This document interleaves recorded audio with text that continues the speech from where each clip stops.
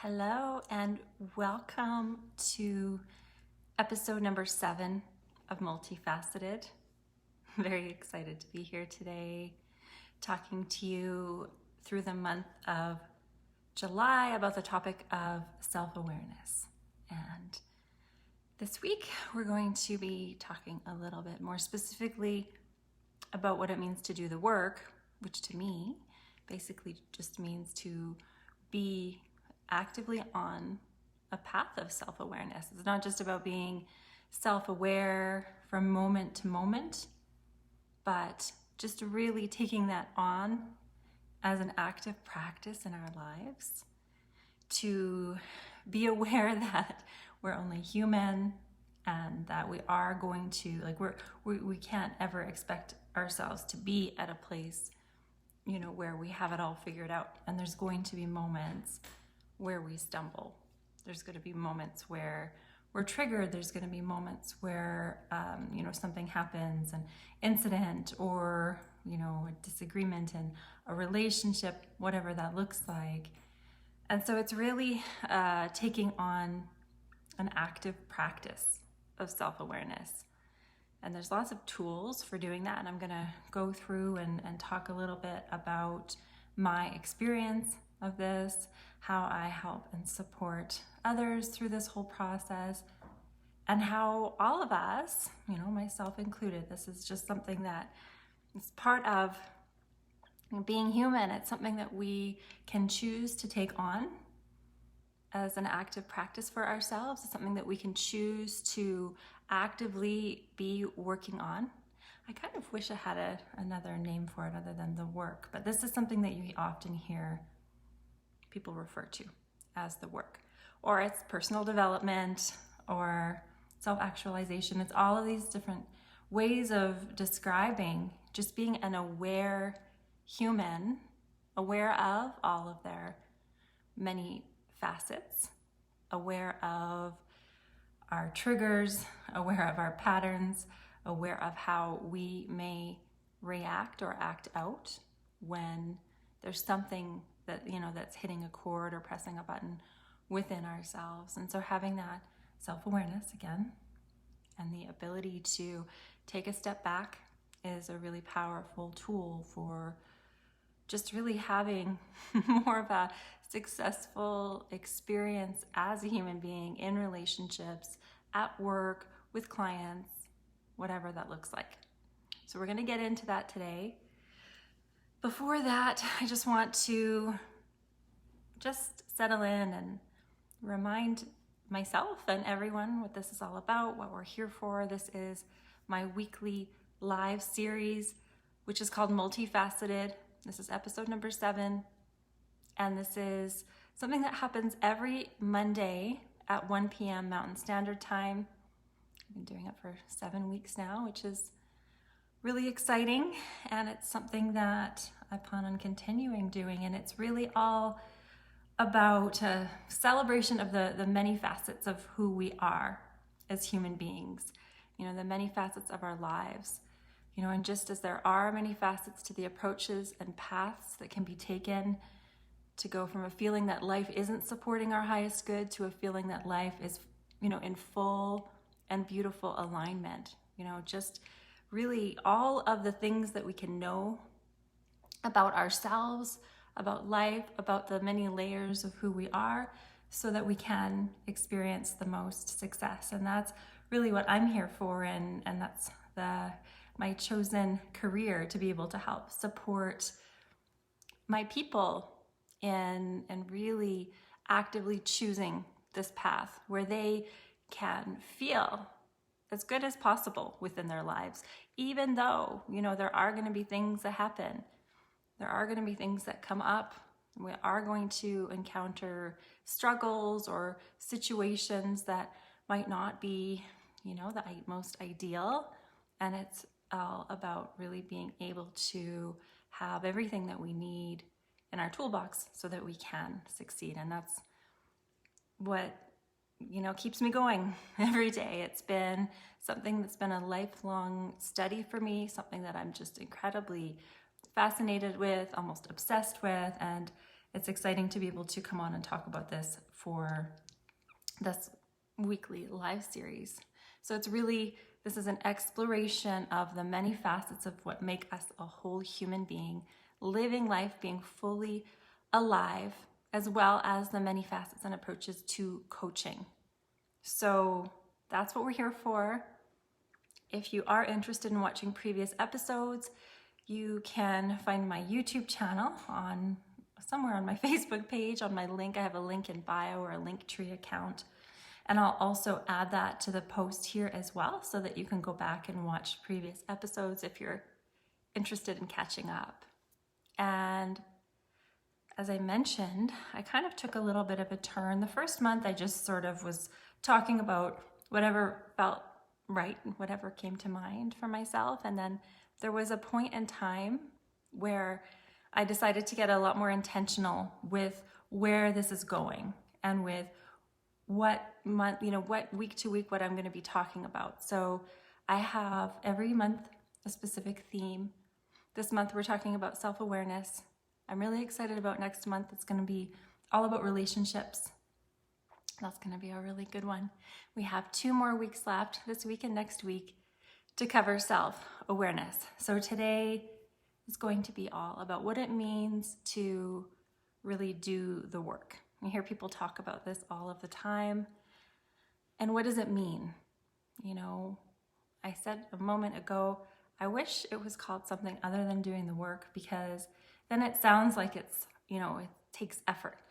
We hear the word work and we think it means that we're going to be putting out a lot of energy and, with maybe a minimal reward. At least when I hear work, that's what I think of, right?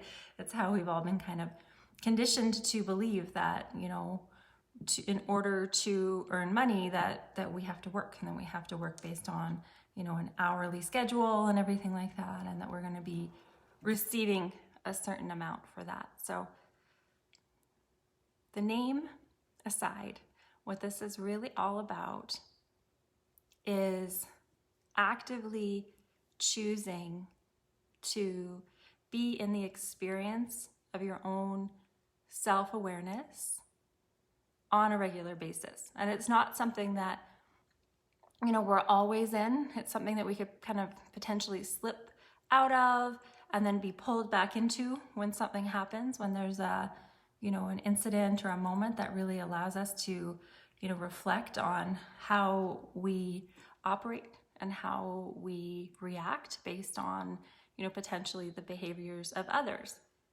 And so self-awareness is a really important thing, because it's all about how we are around others, in our relationships, in our day-to-day experiences, even something like driving where, we might have someone cut us off on the road.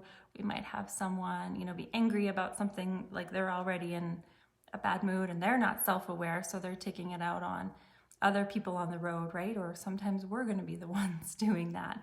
So this is really just an active practice in mindfulness and presence as well, because we can get so caught up in everything that's going on in our lives and our day-to-day experience. We can be really focused on maybe a task or a goal or an outcome. There might be something that's really weighing on us. There might be fears or overwhelm or stress. And so I can tell you that's been a big part of my past experience, my personal experience, where in moments where I have been experiencing higher amounts of stress, and I've definitely, like most of us, we go through waves of that. We go through lots of ups and downs of, moments in our lives. And those can be the moments where we can be a lot less self-aware. We can kind of get pulled out of, we can, start to get even more into potentially blaming others, blaming our situation, and we can kind of lose that awareness. So again, the work is really about making an active choice to, as often as you can, pull yourself back and look within with the reminder that, however we respond to whatever someone does, another person does, whether, what they're doing is, totally cool, or if it's something that really is inappropriate, right? It's how we respond to them is all that we have control over. And so we can really respond out of a place of low emotional intelligence, and we can act out, we can act out in a very rash way. And just to tie this into the discussion that we had last week, I was talking about inner child and outer child and our adult self. And so again, when those three are out of balance, if you need more information on this, definitely go back and catch episode 6 where we talked about this, because I go into it in detail. But when our outer child, which is the part of us, the aspect of ourselves that acts out, that has the knee-jerk reactions, that says stuff that we might regret later. So when we're out of balance in that, that's when we also are, a little bit lower in our own self-awareness. And so part of doing the work is doing this inner child work, really being so aware of the things that, cause us to act out, the things that cause us to react, the things that trigger us. And I find the work, it's an active process. So anytime I feel triggered, anytime something happens where I'm upset, and I think the other thing that's really important to start to get really good at is to have feelings of joy and happiness and positive feelings be a little bit more of a baseline. Not that we always need to feel that way, but if we feel anything lower than that, it's usually an indication that there might be some self-awareness work to do. What is it that is going on in our thoughts that is contributing to us feeling lower, feeling a little bit more pulled down?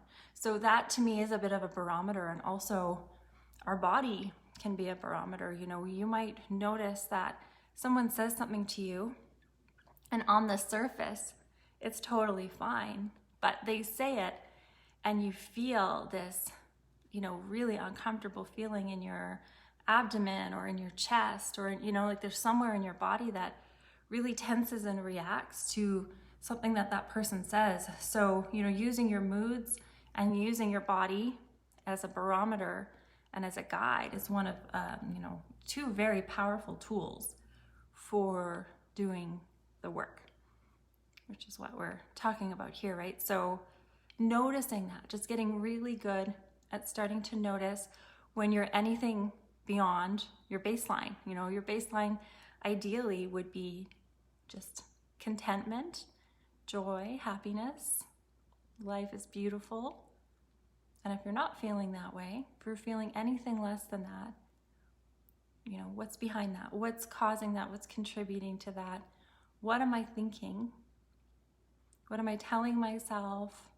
What am I believing that's contributing to me feeling less than my baseline? And same thing with our physical body. Ideally, we on a day-to-day basis feel good, right? We may have injuries or health issues that contribute to us not necessarily feeling good, but if you know your baseline, and then that all of a sudden something happened, there's a conversation that you overhear, or someone texts you, or you open your email, and then suddenly there's this instant knot or tension. So these are all really beautiful opportunities to tune in and to just sit with what is coming up for you. And usually, we've talked about this in previous conversations in previous weeks as well. I shared in one episode, there's some questions that you can start to ask yourself to get more information. And often just sitting with it is enough. You'll start to, it might trigger a memory of something that happened years ago even. It might remind you of an experience that you had with another person that was, particularly disempowering.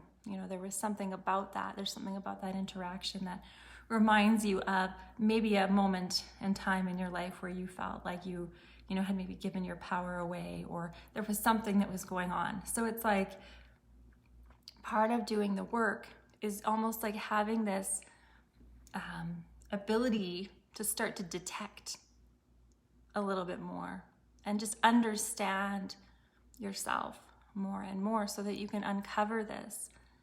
And then it's taking this information and using it to do the processing work, do the healing work, do the, potentially a little bit more digging to understand beneath it. And I think it's one of the most empowering and powerful things is, especially if we're in, a negative interaction with someone, we've exchanged words, we've walked away, or we were triggered by something that they said or did, and we've walked away, and we've had the ability to understand it a little bit more within us, why we reacted the way that we did, why we felt the way that we did. And whether it's just for ourselves or whether it's, someone that we really care about, someone that we're in a relationship with, and we want to, get really clear and be so open about what really happened. And once we've done this discovery work, once we've, really gotten clear, to be able to go back and have another conversation about, what was going on for us. I think it's a really beautiful and powerful thing for us to be able to be vulnerable with one another in that way, allowing us to let our guards down a little bit more, especially when we notice these things. And that can, it can kind of highlight another positive byproduct of doing the work, which is that it can really improve our relationships. It can open up really powerful lines of communication. It can help us to develop a better understanding of one another so that, not that necessarily whatever that person said or did, whether it was totally okay, or if they are now aware that there's a sensitive area for you, or there's a boundary there for you that they didn't know about before, that they then can have a better understanding and they can treat you with care around that particular topic or area, whatever that was. So it's a really beautiful way. Is if you're in a relationship with someone that's also actively, in their own self-awareness and doing their own investigating and their own, deepening of their understanding of really what impacts them, of where they're triggered, of where they struggle. It's a really beautiful opportunity to, share in this vulnerability and to deepen the connection and to expand where the relationship can go. So, when we often encounter people in our lives that aren't self-aware and they aren't able to or willing to, or it's too hard, or, there are, I think, a lot of people walking around on the planet that, for them to do this work would be just so incredibly painful, so they've built up armor and walls and they're just walking around protecting themselves. And I think it's really important to also have compassion for anyone that might be in that category as well. So it's not even just that, there's those of us that are doing the work and that, we deserve a medal for it or anything like that. No, it's just that it's one way of deepening our humanity, deepening our compassion for other human beings, being able to serve at our highest, really deepening in the understanding that there isn't a single person on this planet that has got it all figured out, that has it perfect. And it also takes the pressure off. You know, it means that the only person that I really need to worry about, you know, reacting or how I'm saying one thing or another or the choices that I make, that only person that I need to worry about is me.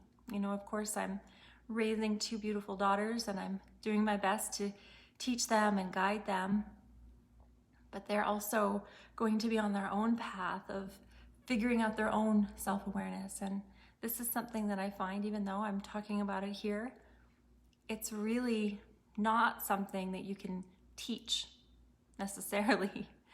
You know, it's something that we are really on our own with as individuals. I think it's still important to talk about it.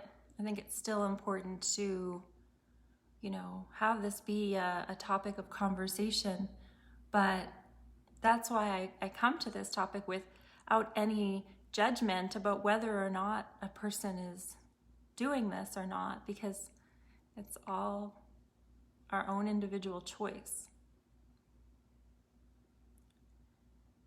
There are definitely a lot of positive benefits from doing it, and more peace is one of them. So much more peace can come from this, because the more we can identify the things that trigger us, the more we can heal those things, I believe the less we get triggered.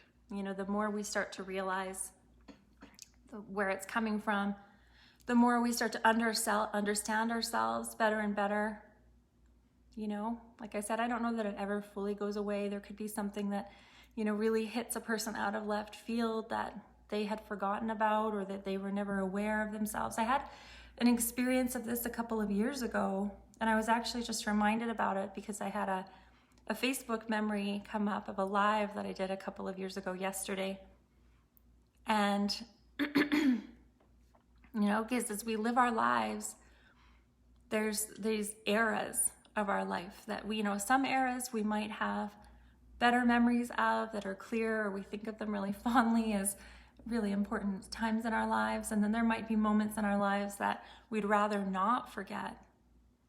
And a couple of years ago, a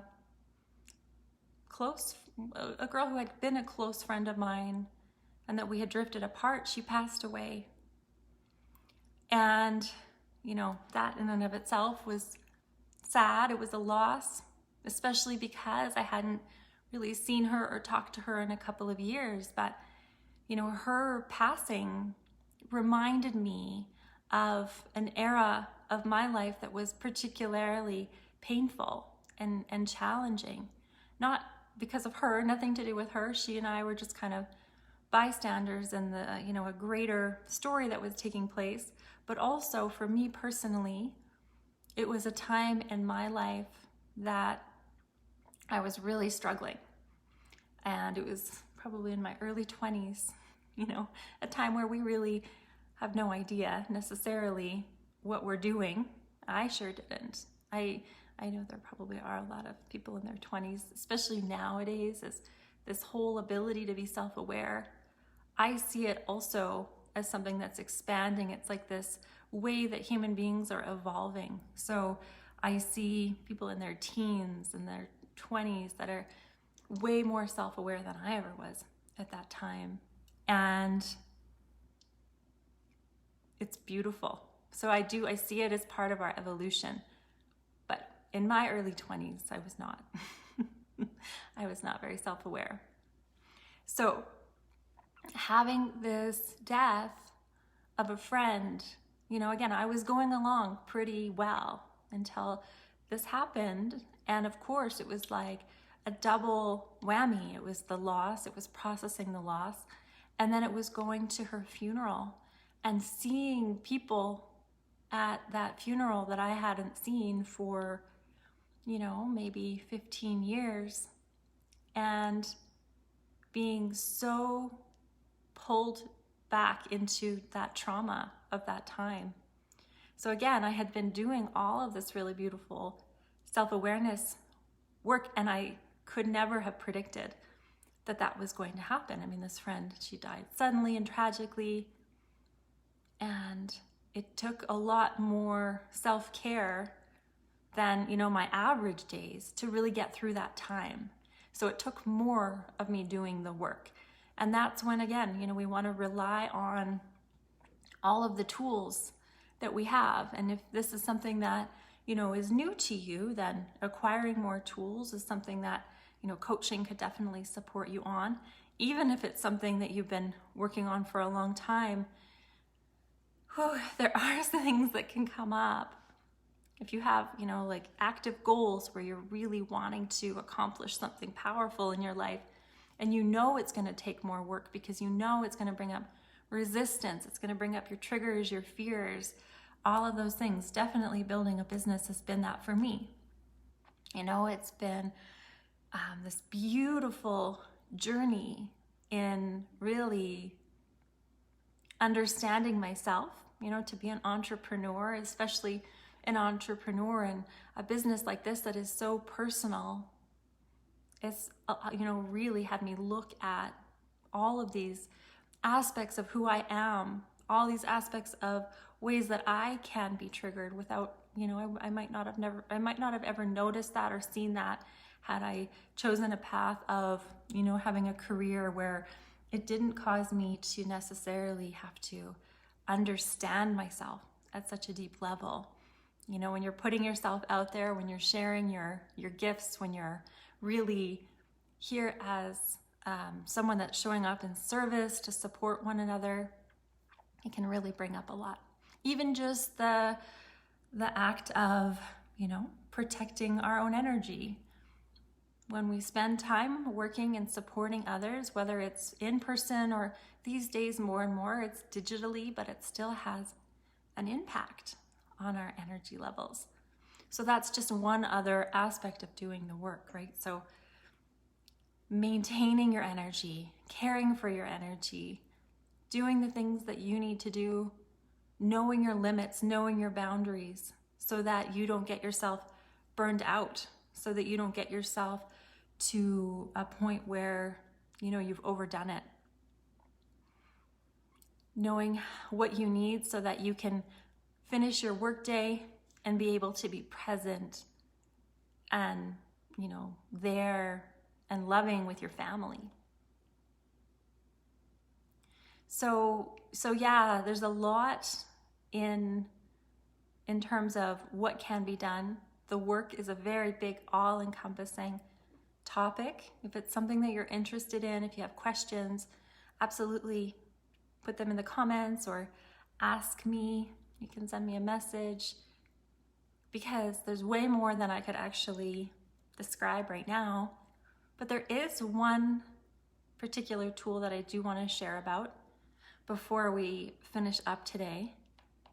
And appropriately, it's called The Work. And it was something that was created by an incredible woman who you may know of. Her name is Byron Katie. And she has a website, I believe it's thework.com. And she has created, this is what's beautiful about this, is she offers it for free on her website.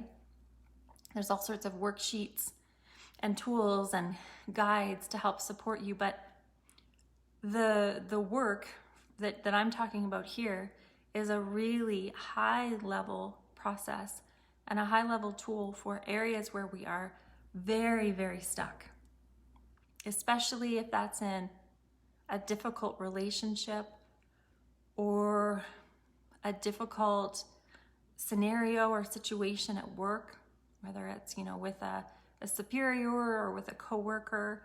It's an area where we're really stuck, where, we would consider that the person that we're dealing with is particularly difficult.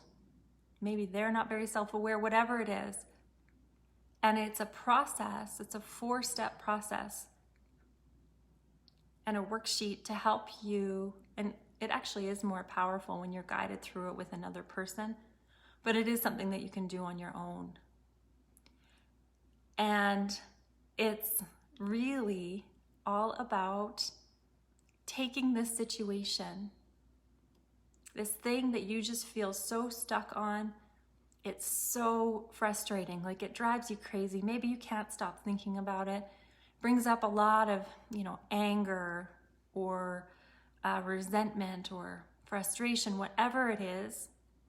And you'd really like to have some resolution on it. And you don't see it happening by negotiating with this other person.